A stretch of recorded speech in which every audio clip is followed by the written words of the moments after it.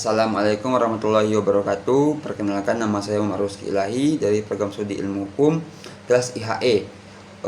Di sini saya akan menjelaskan beberapa materi dari mata kuliah hukum laut. Yang pertama itu laut teritorial.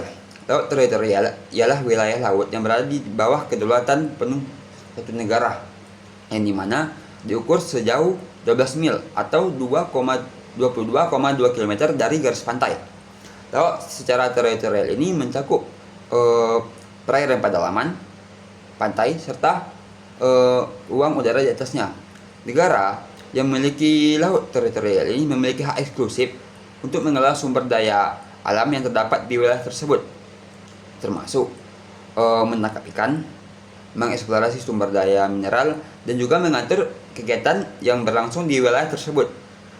Nah, adapun penentuan garis batas teritorial ini dilakukan secara menarik garis dari dasar pantai. Garis dasar ini biasanya dilakukan berdasarkan titik terendah laut, di mana ketika laut itu sedang surut. Nah, dari garis ini batas laut ditarik sejauh 12 mil ke arah laut lepas. Jika terdapat dua negara yang berhadapan yang memiliki laut kurang dari 24 mil jika ditarik dari garis pantai mereka, maka batas teritorial akan dibagi sama jauh dari negara mereka masing-masing. Adapun hak dan kewajiban negara atas laut teritorial ini, yang pertama itu eksploitasi sumber daya. Negara, semua sumber daya alam yang berada di dalam laut teritorial ini menjadi hak negara, termasuk ikan, minyak, dan mineral. Itu pengaturan navigasi. Negara berhak mengatur pelayaran di wilayahnya, termasuk mengatur aturan untuk kapal asing yang berlayar. Jika ada satu kapal asing yang berlayar di satu laut atau perairan, maka kapal tersebut harus mengikuti aturan dari negara tersebut. Ketiga itu kewajiban internasional.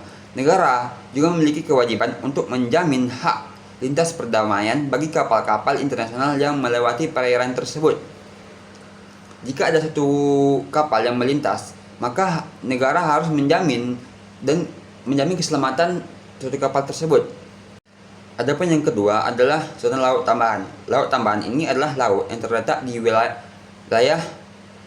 luar laut teritorial atau 12 mil dari garis pangkal. Nah, laut tambahan ini memiliki luas maksimal 24 mil atau sekitar 44,4 km dari garis pangkal. Nah, konsep ini atau aturan ini diatur dalam pasal 333 Konvensi Hukum Laut Perserikatan Bangsa-Bangsa yang disepakati pada tahun 1982. Zona laut tambahan ini adalah kawasan maritim yang berfungsi sebagai transisi antara laut teritorial dan laut lepas. Dengan demikian, zona laut tambahan mencakup ruang di mana suatu negara memiliki kewenangan terbatas untuk melakukan pengawasan dan penegakan hukum terkait pelanggaran yang terjadi, seperti pelanggaran bea cukai, imigrasi, dan kesehatan. Nah, untuk laut tambahan ini, batas zonanya tidak boleh melebihi 24 mil dari garis dasar laut yang digunakan untuk mengukur lebar laut teritorial.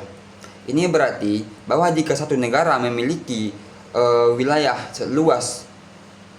laut seluas 12 mil, maka zona tambahannya dapat mencapai maksimalnya itu 12 mil lagi. Maka digabungkan secara keseluruhan itu tambahan dan teritorial itu sebanyak 24 mil. Nah, untuk negara-negara yang saling berhadapan, garis batas zona tambahan ditentukan melalui perjanjian bilateral.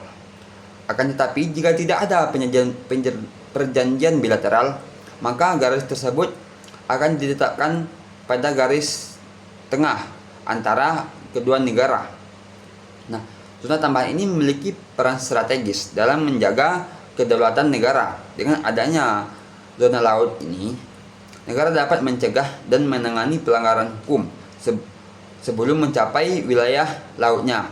Hal ini sangat berperan penting, terutama bagi Indonesia yang memiliki tantangan khusus terkait pengawasan wilayah maritim di wilayahnya. Mungkin hanya itu yang dapat saya sampaikan. Akhirul kalam, wassalamualaikum warahmatullahi wabarakatuh.